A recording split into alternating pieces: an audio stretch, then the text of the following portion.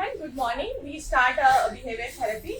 Today topic is food because last time also I saw many parents are they are very freak for food and all. Okay, because is it not scientifically proved, but we are taking कि हम देखते हैं कि जो हम gluten free food दे रहे हैं, जैसे हम बिस्किट में ग्लूटेन रहता है, जो मैदा रहता है ना उसमें सबसे ज्यादा होता है। अगर आपने देखा होगा तो आटे में भी आप देखेंगे कि कुछ ना कुछ परसेंट ग्लूटेन निकलता है। जब आप एक काम करेंगे, आटे को लेंगे, आटा गूंथ लेंगे और जब उसको पानी में बहुत बार वॉश करेंगे तो उसमें भी ग्लूटेन पाया जाता है। ठीक है, तो इस तरह से हम देखते हैं कि आटे में थोड़ा कम होता है, लेकिन जहाँ हम बिस्किट यूज करते हैं या फिर ब्रेड यूज करते हैं, इवन ब्राउन ब्रेड ऑल्सो, हम जितनी भी चीजें बाहर की खिला रहे हैं उन सब में ग्लूटेन रहता है। तो इससे क्या होता है, जो बच्चे हाइपर ऑलरेडी हैं बिकॉज दे डोंट नो कि एक्टिविटी कैसे करनी है, दे डोंट नो कि इमोशन कैसे शो करना है, उन्हें लाइफ स्किल्स नहीं आते, उन्हें सोशल स्किल नहीं आते हैं, कम्युनिकेशन का गैप है, सेंसरी इशू बहुत ज्यादा है। तो अगर आप उन्हें, क्योंकि वो क्या होता है जब हम ग्लूटेन फ्री और शुगर फ्री फूड देते हैं तो उनका जो एनर्जी लेवल है वो वैसे भी कम हो जाता है, और अगर आप यही वाले फूड दे रहे हैं तो उनका जो एनर्जी लेवल है वो सीधा ग्लूकोज में बदलता है और उससे उनके जो हाइपर एक्टिविटीनेस है वो ज्यादा आ जाती है। ठीक है, ये चीजें बहुत ज्यादा फूड में आई है। और दूसरा ये है कि पेरेंट्स बहुत कंप्लेन करते हैं कि हमारे बच्चे च्यू नहीं करते हैं, दे नॉट च्यू, बिकॉज उनको पता ही नहीं है कि खाने का तरीका क्या है, और वो उनके लिए बहुत थोड़ा सा ना सेंसरी इशू वाला भी हो जाता है। क्योंकि देखिए क्या होता है, हमारे ब्रेन में एक स्टिमुलस होता है, उसमें ये होता है कि हमें इतने बार ही फूड को च्यू करना है।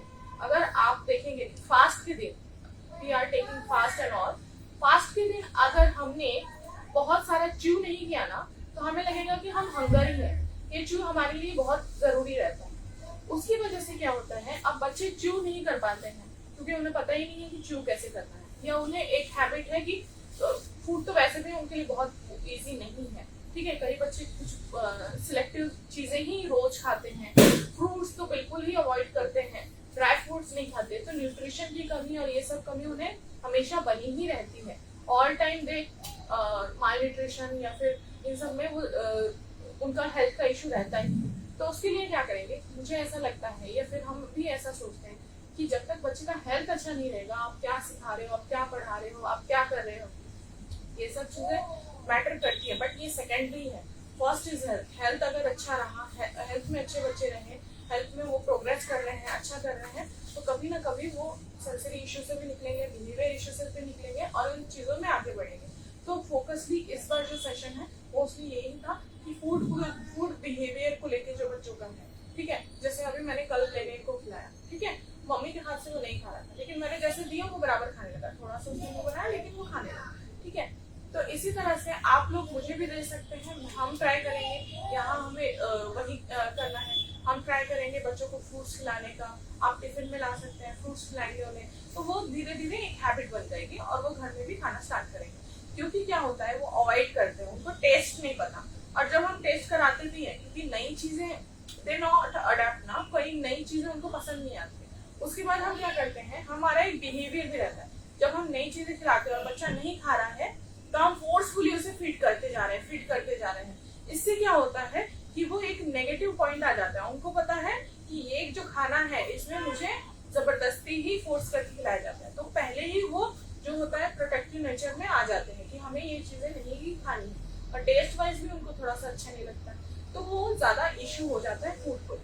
ठीक है, तो ऐसी सब चीजें चलती हैं। ठीक है, और जो सेंसरी माउथ सेंसरी इशू है उसकी वजह से वो चुई नहीं करते हैं, तो हम लोग मोस्टली उनको प्रैक्टिस करवा सकते हैं कि जब भी कोई आप फ्रूट्स देखे, कोई पिक्चर कार्ड देखे या कुछ करे, तो बच्चों को करवाएं कि उनको दें और बोले कि नम नम नम नम नम, या फिर ऐसे। इससे क्या होगा, उनकी जो प्रैक्टिस है नम नम करने की वो होगी। ठीक है, उसके बाद जब वो फूड भी थोड़ा सा वो करेंगे तो उनको बोले 1 2 3 4 ऐसे करके तुम सॉल्व करो, मतलब माउथ में लो और च्यू करो, 1 2 3, मतलब 1 टाइम च्यू करो, 2 टाइम च्यू करो, 3 टाइम च्यू करो, ऐसे 10 तक काउंट करें। मतलब स्टार्टिंग में आप 1 2 से स्टार्ट कर सकते हैं, 3 तक जा सकते हैं, फिर एंड में आप धीरे धीरे धीरे 10 तक जाएं।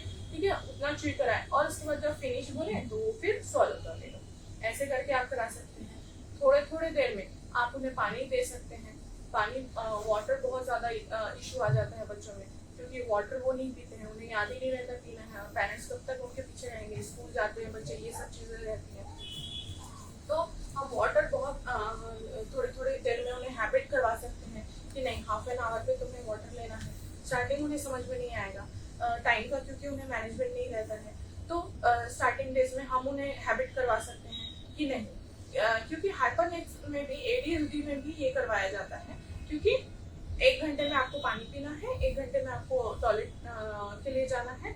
ऐसे उन्हें अगर टाइम मैनेजमेंट में बांध दें तो धीरे धीरे उनकी बॉडी को भी एक हैबिट हो जाती है और उन्हें भी एक हैबिट हो जाती है कि हाँ अभी प्यास लगी है, मतलब, और फिर उसके बाद वॉशरूम जाना है। जैसे मैं मोस्टली बच्चों को ये सिखाती हूँ कि अगर तुम्हें हर 1 घंटे में वॉशरूम जाना है, तो अगर 1 घंटे में वॉशरूम जाना है तो उससे पहले पानी पी लो या उसके आने के बाद पानी पी लो, ठीक है। अगर वॉशरूम जा रहे हो तो आओ और फिर उसके बाद पानी पियो, फिर बैठ, ठीक है। इससे क्या होगा, उन्हें पता चलेगा कि जैसे मुझे वॉशरूम से आना है मैं वैसे ही पानी पीऊंगा, ठीक है। ये एक हैबिट बन जाएगी, क्योंकि अगर हम टाइम मैनेजमेंट सिखाने चले तो वो उतना नहीं पता रहता बच्चों को। डे नाइट यही चीजें सिखाने में बहुत टाइम लग जाता है, वो काफी धीरे धीरे सीख पाते हैं। तो ऊपर से हम उन्हें टाइम मैनेजमेंट सिखा रहे हैं, काफी मुश्किल हो जाता है। तो हम ये एक हैबिट बना सकते हैं कि हाँ, तुम अगर वॉशरूम जा रहे हो उसके बाद आने के बाद तुम पानी पियोगे, ठीक है, या फिर तुम्हें ऐसे ऐसे मिलेगा।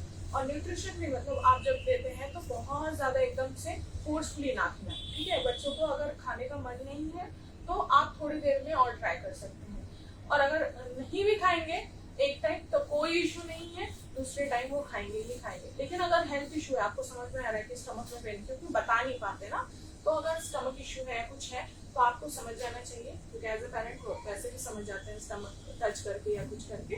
तो मोस्टली उनको हम डिटॉक्स कर सकते हैं, मेडिसिन दे सकते हैं, ऐसी चीजें हम कर सकते हैं। ये फूड को लेके हुआ। दूसरी चीज की कौन सा फूड देना चाहिए, ठीक है। मोस्टली क्या होता है कि फूड के टाइप्स तो हमारे पास 1000 इंडिया में हम रहते हैं, वहाँ बहुत सारी फूड की वैरायटी है। स्टार्टिंग में हमें चॉकलेट बिल्कुल नहीं देना, ठीक है। अब बच्चा चॉकलेट खा रहा है, ठीक है, चॉकलेट खा रहा है, लेकिन मैंने मना कर दिया, तो फिर क्या होता है कि मम्मी बोलती है कि नहीं, चॉकलेट तो नहीं खा रहा, लेकिन पीडियाश्योर मैं दे रही हूँ, ठीक है। We have take up PediaSure.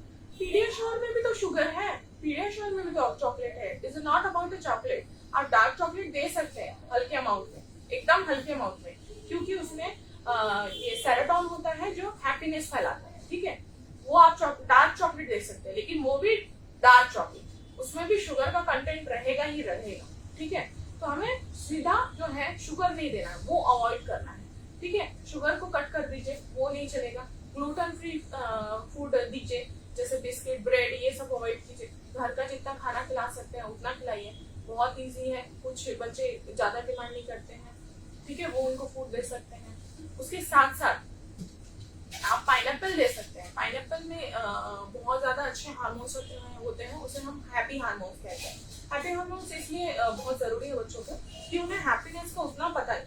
Emotion boundaries तो रहती ही रहती है, लेकिन हैप्पीनेस कैसे, जो केमिकल्स होते हैं बॉडी में, थायराइड में जो सेरोटोनिन होता है, हैप्पीनेस का जो केमिकल होता है, वो उनमें उतना ज्यादा प्रोड्यूस नहीं होता। तो हम ऐसे फूड दे सकते हैं जिससे हैप्पी जो है हार्मोन्स है वो इंक्रीज हो। Pineapple is very good, okay. आप भी कभी सैड हो कुछ तो आप पाइनएप्पल जूस पी सकते हैं अच्छे से, वो काफी आपको हेल्प करेगा। आप डार्क चॉकलेट ले सकते हैं, ठीक है। इसी तरह से सभी बच्चों को माउथ सेंसर इशू बहुत ज्यादा रहते हैं, ठीक है। माउथ सेंसर इशू कैसे पता चलेगा?